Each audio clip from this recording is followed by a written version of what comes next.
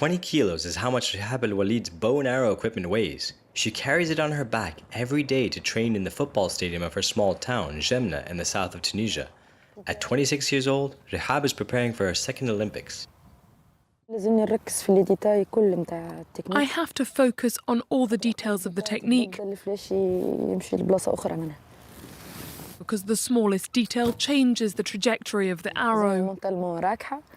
I need to be mentally and physically stable. My body has to be ready for the bow, because the bow demands physical strength. To lift her spirits, Rihab can count on the support of her town.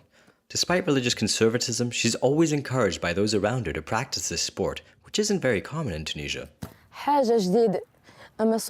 True, it's something new here, but there weren't challenges, no, on the contrary.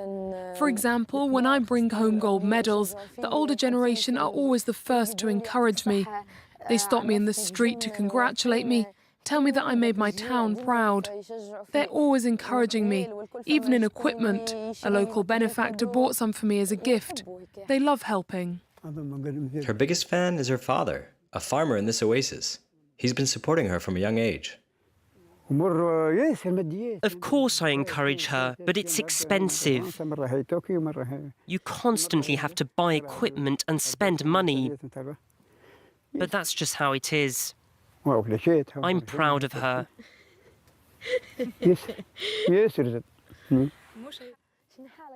Like many Tunisian athletes in individual sports, Rihab gets very little public funding and has to make do. It's a resilience which we will count on during the competition in Paris. Khouloud Halimi has been punched and gotten back on her feet for 18 years. This boxer who has won many medals is constantly training in this Tunis gym. The hardest thing for her is being away from her 1.5-year-old son, whom she had to leave in Marseille with her husband to prepare for the Olympics.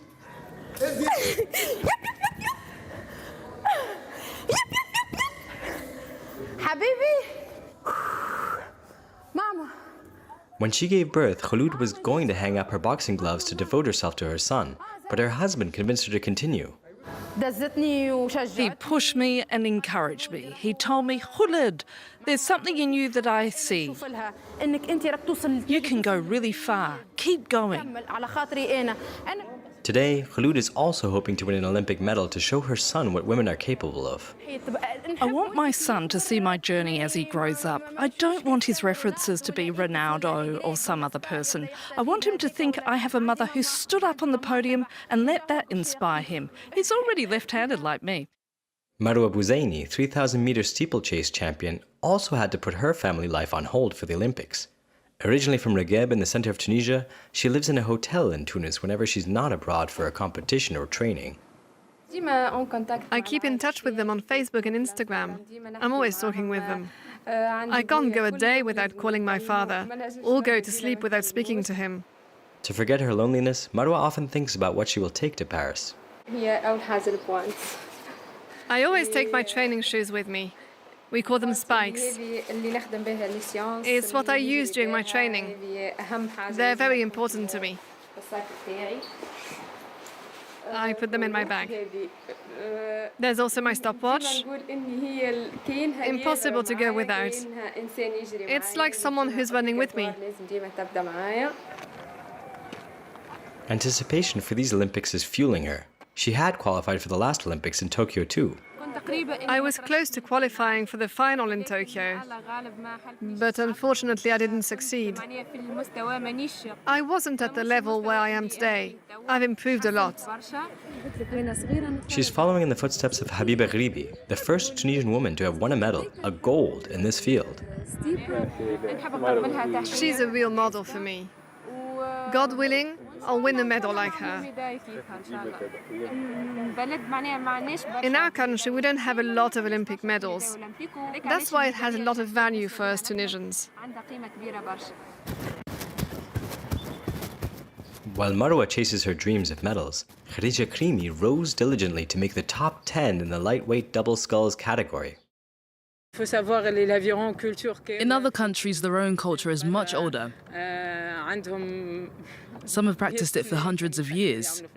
Here it started in the 1970s. If you ask people in the street, many won't know the sport at all. Khadija will take part in her third Olympics in a discipline where competition is tough. On the Tunis lake, Khadija works out on her own with her coach because her teammate is training in France. When I'm rowing, I always think about what we would do if we were together, which helps me see my flaws. This way, when we do our joint training sessions, I've already made progress. And she has a secret weapon: determination, Tunisian style. It's something cultural.